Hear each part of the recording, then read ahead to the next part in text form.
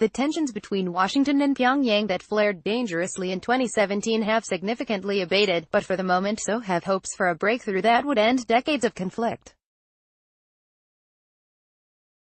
North Korea and the U.S. pivoted from escalation to dialogue in 2018, resulting in the first leader-level summit between the two states and agreement on a broad set of shared principles.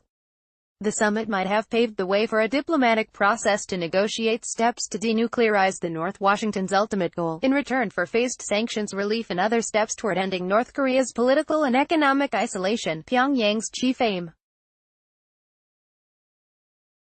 But no such process has yet emerged, and a failed second summit in Hanoi in February 2019 has left each side waiting for the other to make the next move. While tensions remain manageable, the diplomatic stalemate has costs and risks, and it will be important for the parties to find their way back to the table. A return to escalation on the Korean peninsula would have global security implications, and the EU therefore has a stake in supporting the peace process, as well as a humanitarian interest in easing the plight of the North Korean people. Recommendations for EU action include supporting the UN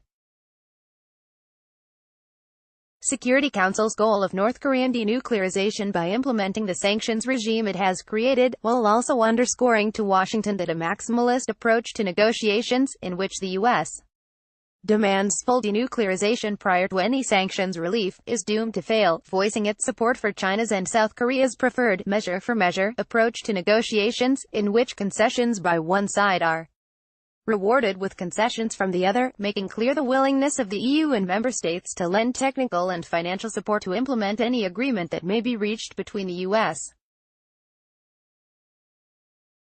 and North Korea, expanding support for humanitarian and development projects in North Korea, where the sanctions regime permits, ensuring that human rights concerns about the North Korean government's treatment of its people continue to be raised in international forums, recognizing that neither Washington nor Seoul is likely to do so in their direct negotiations with Pyongyang.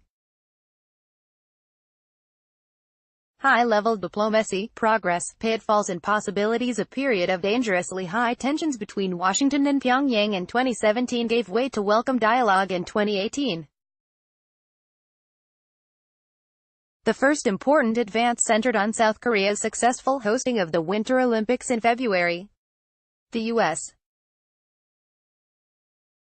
and North Korea agreed informally to an Olympic truce, with each side freezing activities that the other found most provocative, missile and nuclear testing in the case of the North, and most joint U.S.-South Korean military exercises in the case of the U.S. The mutual freeze remained in place after the Olympics were over, and the thaw in relations expanded. In June 2018, President Trump and Chairman Kim met at the first leader-level summit between the U.S. and North Korea. It produced no dramatic breakthrough, but generated a joint statement that set out the broad mutual goals of the two sides, and potentially opened the way for more diplomacy to further ease tensions. The year also saw 3 inter-Korean summits, in April, May, and September, and a series of modest confidence-building steps from North Korea, including the demolition of its only nuclear test site and returning the remains of 55 service personnel lost in the Korean War of 1950-53 to the U.S. Both the U.S. and North Korea still have incentives to make progress in negotiations. But efforts to move beyond the progress made in 2018 and the first quarter of 2019 were not a success. The collapse of the second U.S.-North Korea summit in Hanoi on 27–28 February this year without any outcome document or other sign of agreement highlighted the disconnect that still exists between Washington and Pyongyang. In spite of prior warnings that its terms would be unacceptable, North Korea proposed a deal that asked Washington to go well past its comfort zone on sanctions relief in return for measured steps on denuclearization. For its part, the U.S. seemed to row back from the pragmatic stance signaled by the U.S. Special Representative for North Korea prior to the summit, pushing North Korea beyond plausible limits on denuclearization in return for comprehensive sanctions relief only after denuclearization is complete. For the time being, the year-old mutual freeze that emerged in early 2018 appears to be keeping tensions at manageable levels. Trump and Kim also seemed to have a degree of personal goodwill, and the heated rhetoric of 2017 has not returned. But the diplomatic impasse has costs and risks. The unwritten freeze for freeze is vulnerable to misinterpretation or being disregarded if either side decides it would serve its interests to ratchet up pressure on the other to make concessions. Either could put the parties back into an escalatory cycle. Meanwhile, the impressive progress in relations between North and South that had developed over the course of 3 inter-Korean summits in 2018 is starting to erode. North Korea has shown less willingness to participate in the process of retrieving remains from within the demilitarized zone, and recently withdrew, albeit only temporarily, from an inter-Korean liaison office at Kaesong. In addition, a weakening South Korean economy could diminish President Moon Jae-in's domestic political standing and ability to play the peacemaker between Pyongyang and Washington. Finally, the longer the impasse persists, the more the people of North Korea will suffer the effects of sanctions. As for Kim, though he is striving not to show it, economic difficulties at home are growing, increasing the appeal of sanctions relief. That said, both the U.S. and North Korea still have incentives to make progress in negotiations. On the U.S. side, Trump has counted the stabilization of the Korean crisis as a major foreign policy triumph. While he is hemmed in, to some extent, by hawkish advisors and a watchful Congress that is deeply skeptical of his ability to reach a deal that protects U.S. interests, he has made clear that he wants to avoid reverting to heightened tensions and likely still harbors grandiose ambitions of a full-fledged deal. Although he may become learier about risking another Hanoi as 2020 elections draw near, for the present he is seemingly open to a third summit. At a minimum, concrete steps that allow him to highlight his claim that he has diffused the Korean situation could be attractive. As for Kim, he is striving not to show it. Economic difficulties at home are growing, increasing the appeal of sanctions relief. A weak harvest in 2018 and the reported closure of several industrial enterprises in the first quarter of 2019 indicate that the country is chafing beneath sanctions put in place in 2016 and 2017, essentially because China, North Korea's biggest trading partner, continues in large part to implement them. In December, the UN sanctions regime imposes a deadline for all member states to expel North Korean migrant laborers who remain on their territory, which, if implemented by China and Russia, where the vast majority reside, will dry up an important remaining source of foreign currency revenue for the North Korean economy. Like Trump, the Kim regime has stated a willingness to participate in a third summit, though Pyongyang also signaled that it could lose patience with efforts at dialogue if the U.S. makes further demands it considers unrealistic and talks show no progress by the end of 2019. The way forward, while each side now appears to be eyeing the other and waiting for it to make the first move back toward the negotiating table, if and when they get there, it will be important to come with realistic goals.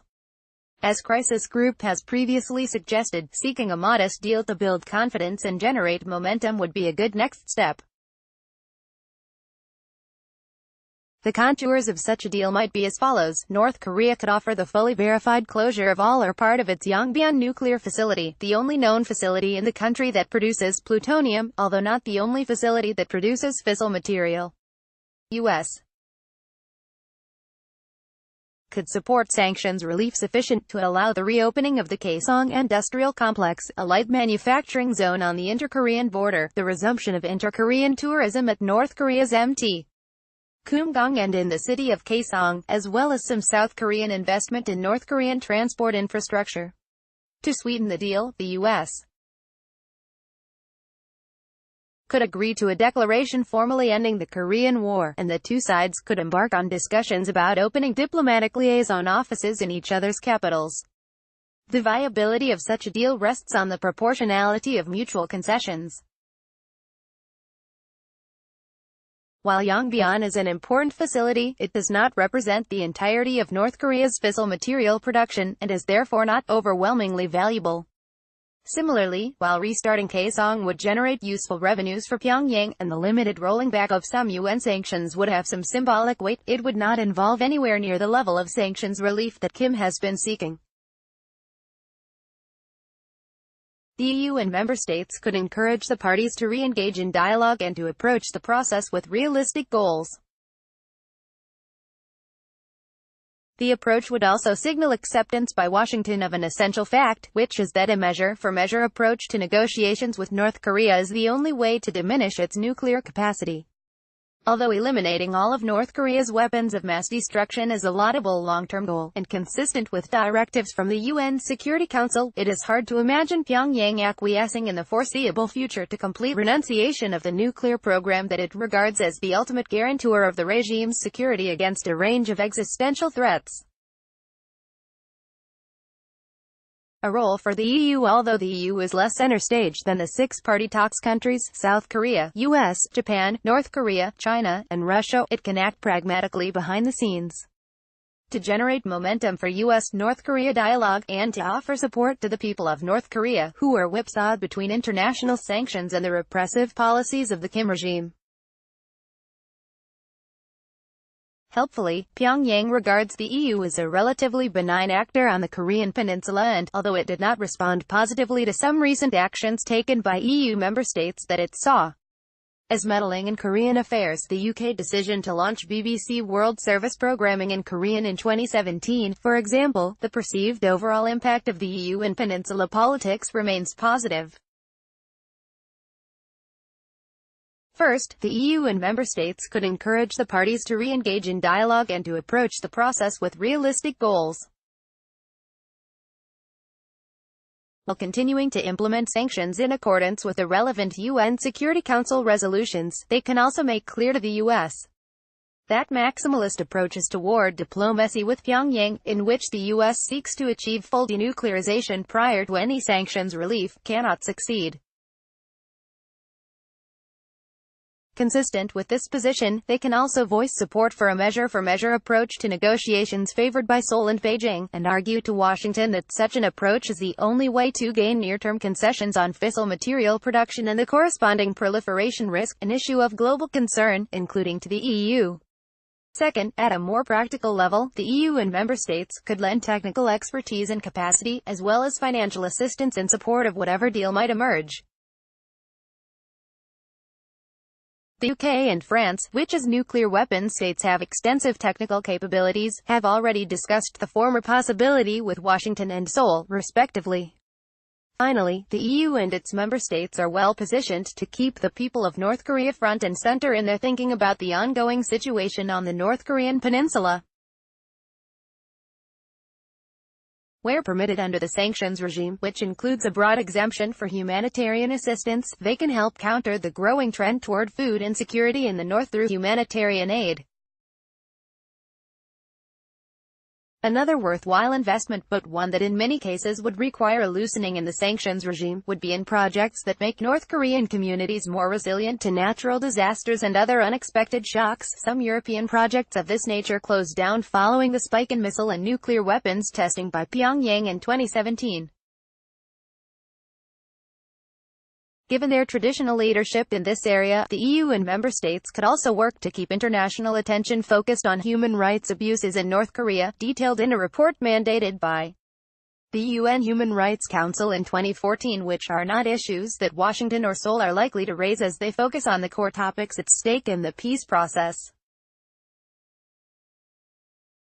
This can mean working to advance discussion and, when appropriate, putting forward resolutions in UN bodies like the Human Rights Council that could help Kim understand that, ultimately, improving North Korea's performance on human rights is the price of its full acceptance by European states and others. Let's block ads. Why?